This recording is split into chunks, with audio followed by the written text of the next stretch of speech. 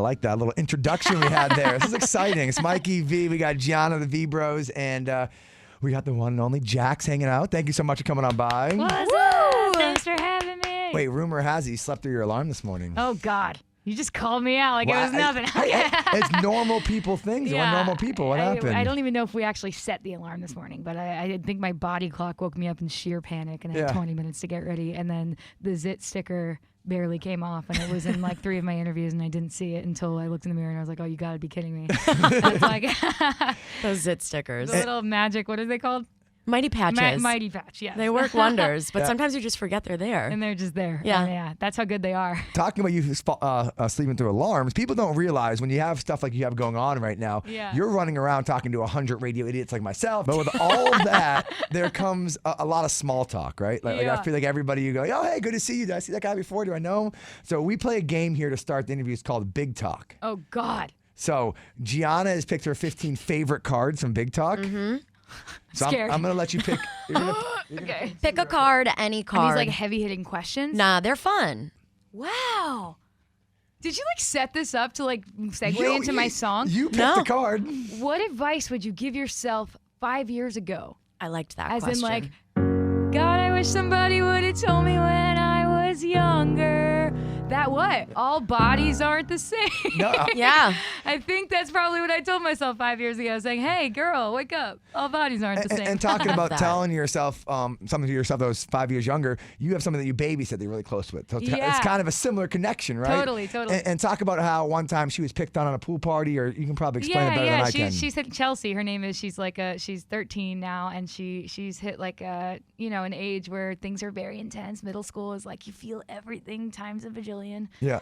And she's going through something. At first boy-girl pool party, and someone said something about her body, and she was like telling me about it and feeling kind of insecure. And I had gone through some serious body issues growing up, especially being on camera and trying to be in music, right? But I was like, maybe if I say something now, it'll prevent Chelsea and kids like Chelsea from going through the same thing and ending up where I am at 26, not looking at myself in a healthy way in the mirror. And so I wrote Victoria's Secret. And I love that. And we're going to talk deeper about that. But also, Chelsea was at camp when the song blew up.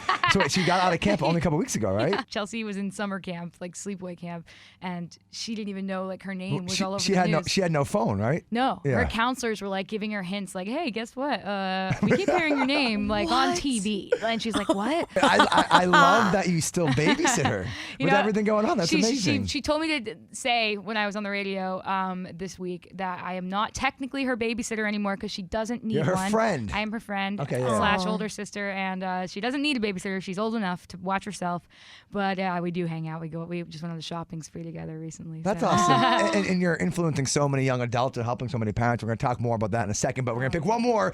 What do you wish more people knew about you? There we go. Ooh. I love playing games. Like, I love game nights. I'm very competitive in games. What's your go-to game? Settlers of Catan. Don't even know what that is. Yeah, what? It's basically like Monopoly meets Risk meets like just bargaining, real estate bargaining. Oh, wow. Kind of things. I love real estate. Yeah, so settlements. Maybe I should get into this game. Resources. And you honestly, it caused like a lot of drama in my life. Like I went 2 weeks without talking to my boyfriend once. What? Over Over a video game? No, not a video game, a board game. A board game, even worse. Yeah. Wow. He's right there and he's like, it's true, I'm triggered.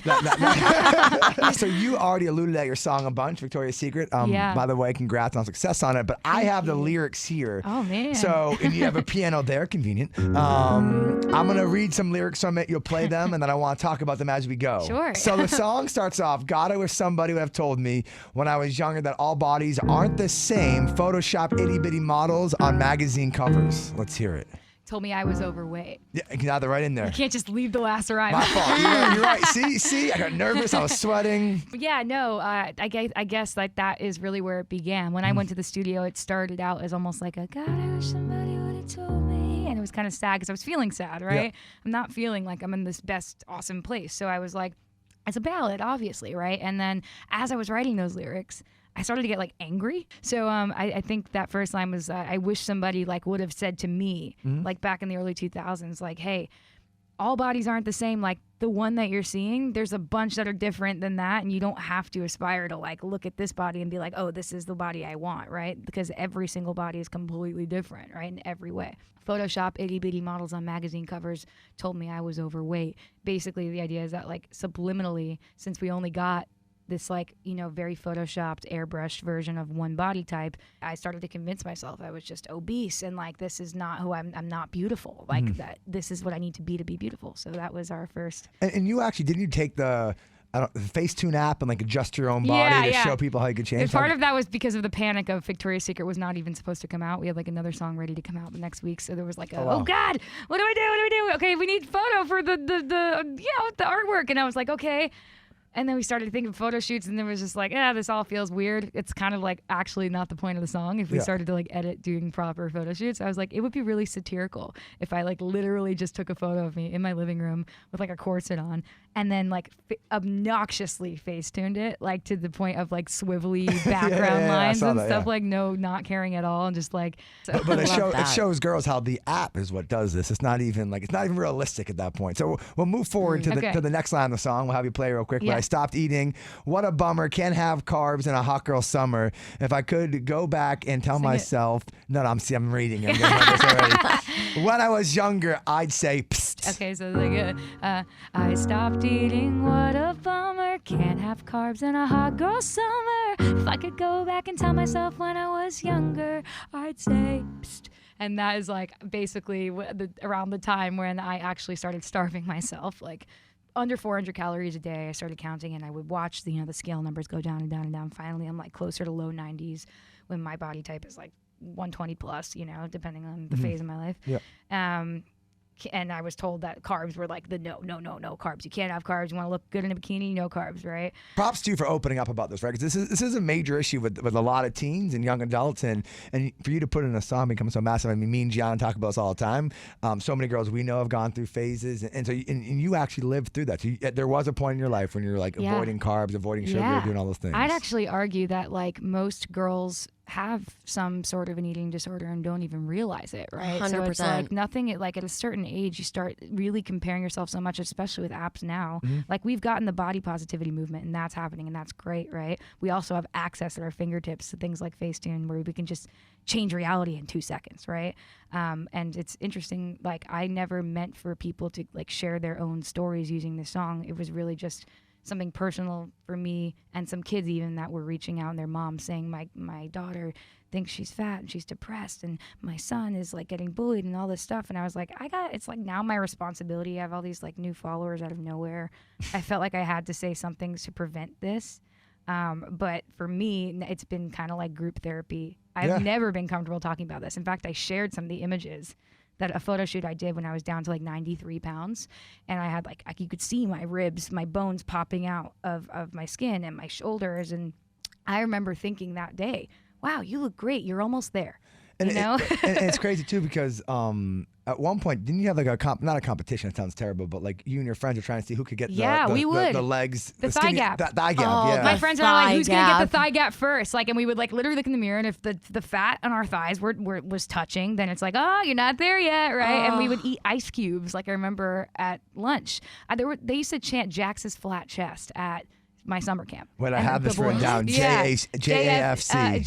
They would go JFC, the boys on that side, and it was like hilarious to them, like that I had no boobs, and I was like, I'm just not hot. Like no, like guys don't want me because I have a flat chest. And then all of a sudden, my boobs grew very fast out of nowhere, and I had stretch marks everywhere, because when skin grows fast, you get stretch marks. And I was just like, I'm hideous. I am hideous. Like, go figure. Finally, I get boobs, and I'm covered in scars, because people had always been like, if you get stretch marks, because you're overeating, right? And it was like, well, I just associated it, and it was just a mental whirlwind as a kid. And it's crazy how what's attractive is the wrong word to use, but what's desired changes so much. Like at one point it's this, and then now the thigh gap is that. So again, I think it's just amazing that there's so many girls that hear this and learn from you. And we'll keep going through the song real quick, and the next line obviously is where the name of the song comes in. Yeah. I know Victoria's Secret And girl, you wouldn't believe she's an old man who lives in Ohio making money off girls like me, cashing in on body issues. Yes. Let's hear it. That's a little darker, right? It's like we can really get into it or we can't. I don't know. But I will say, like, Wait. First, can we hear it? yeah. Oh, yeah. Sorry. It's like, She got hype to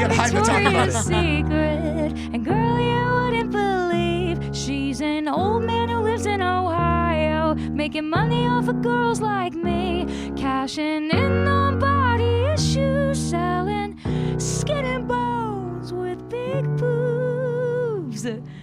So, thank you. So, I would say, like, a part that stressed me out when I wrote that, I'm going to start backwards, is selling skin and bones with big boobs, right? It was bothering me a little bit when I wrote it that I didn't want girls to interpret it like if they were thin with big breasts, then that would be a problem, because that's not the point. The real point is that, like, when I grew up, I only saw one very specific body type. One. And there are billions of different types of bodies out there that are very attractive and gorgeous, sexy, beautiful, you name it. Every body is different.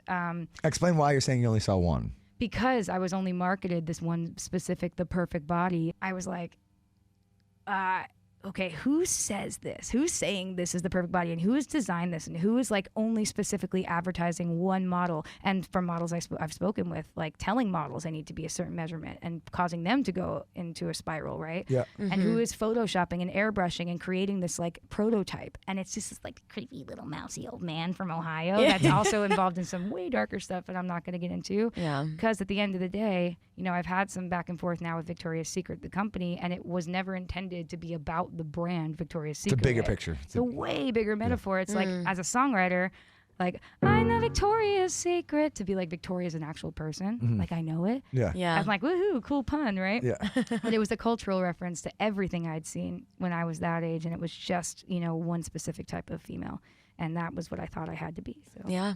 And you even go on to say that, like, when girls or people, girls or guys, but they try to impress somebody and become like a Victoria's Secret model or look like that. That was what my boyfriend was saying. But you don't realize that you're trying to impress not even the person you're trying to impress. You're trying to impress that creepy old guy in Ohio. Yeah, literally. That's kind of what I wanted to picture. Like the picture I wanted to paint, just like Chelsea and kids her age, was like, this is the guy that you're. Look at him. Yeah. Take a look, and then you tell me if this is cool and beautiful, because it's not. And I think like there could have been a world at all times that existed where there was diversity in the advertising, right? It could have been like all different shapes and sizes and also beautiful and very attractive and sexy, right? And it would have sold a lot of money. It would have made a lot of money. It would have made billions. But for some reason, there was like somebody up there was like, what would make us more money than including everybody? And somebody's in the boardroom making the decision. What if we included nobody and got people like really insecure, and then got them to open their wallets and manipulate the masses into thinking they weren't good enough in order to cash in on it? And that's where the cashing in on body issues. We're gonna skip a couple lines. I'm gonna bring it up to. I wish somebody would have told me. Oh yeah, that one. Thighs of Thunder. Oh yeah, that one. You got it. That one's my favorite line of the song. There we go. Let's hear it. That was the term I know you heard. I was going to say that resonates with me personally, because I was literally called Thunder Thighs when I was 10. Yep. I was so little. Little tiny thing, right? I heard that and I was like, and you wow. just sit there grabbing your thigh fat, right? And you're like, oh, thunder, right? And it's like, it's then I wish somebody would have told me that thighs of thunder meant normal human thighs, like literal thighs of a body, right? Insane to me that term ever existed. That's when I was writing that the song started to become really ragey. Okay. Like I was like, I can't believe this was the thing people said, and it was like totally hilarious and like, and it was like a joke, right? And it's like you sat in the mirror as a child, thinking I have the thunder thighs if I didn't have that thigh gap, right? Right. Kind of nuts. So, yeah. And the crazy thing is, so a lot of this for all females, right? A lot of the stress of this image comes from social media, right? Yeah. So like people, and I saw somebody post the other day, there was like, do you think social media is toxic? Yes or no, or whatever. And everybody's saying yes. But also social media can do the opposite and help solve this issue and talk about how you use social media to really help so many young kids. Well, I like to start by saying then that social media in the last like 5-10 years has really helped me when I didn't start like the body positivity movement, and I never had access to that when I was younger. So it's really cool, a cool new wave of like real body images you're seeing on your Instagram feeds and stuff like that. Real like cellulite and body hair and normal human things, right? Yeah. and that's new. So I kind of hopped on that campaign with a song, but I will say like there is some toxicity. There's like the editing, and there's the promotional corporate side of things, but there also is like everybody kind of has a voice now on social media, and you can take somebody's opinion and then use it to share your own, and that's a pretty cool thing about the world we live in now. So yeah. So your life has obviously changed drastically the last couple of years. What's one thing that you've done recently that you're like, I never thought I would do that? I drank tequila with Mark Wahlberg. Wow. Like 2 weeks ago, yeah. A Boston at dude. another Yeah, iHeart station. Yeah, I went to pee and I walked out like of the wrong door on the And wrong there side was of the Mark line, Wahlberg. and I bumped into him physically, and I peed my pants, the light froze. I was like, and he was like, yeah. And I kind of like, yes, this is happening. Would you like some tequila, kind of thing? Oh my I just want to know Yeah. also what bathroom this has tequila in it. Is no one. Not in the bathroom, Mikey. She walked out of the bathroom. It's like Narnia. It's like Mark Wahlberg tequila Narnia. Like the wrong door opened up to just It's Mark a Wahlberg. speakeasy. He's on a cloud. Like You thought you were washing your hands. Nope, that was tequila. tequila. Yeah. So it was basically he was promoting his tequila, and that was that. Thanks so much for stopping by. Thank you for all you're doing and the positive message out. We love blasting you on Kiss 108, and maybe we'll see you soon here in Boston. We'll be excited. Thank you guys so much for having me. You guys are the coolest duo ever. Yeah. I'll see you soon. Can I also say thank you for the donuts? Yeah. We don't even Yes. acknowledge that Jax brought us donuts. That's a good point. Read the note too. Are you kidding me? Oh, I man. mean, it says Jax loves Kiss 108. She wrote Mikey, Gianna, Frankie virtually. And she also wrote a message to Dylan, our boss. Yeah. So that was really nice of you. We Thank wrote- you saying so he loves much. the Kansas City Chiefs. It's my favorite baseball team. Funny story is they play football. What? This whole time? What donut are you picking first? Probably a strawberry frosted donut. Yeah. Okay, let's That's we have the to cheers move. a donut.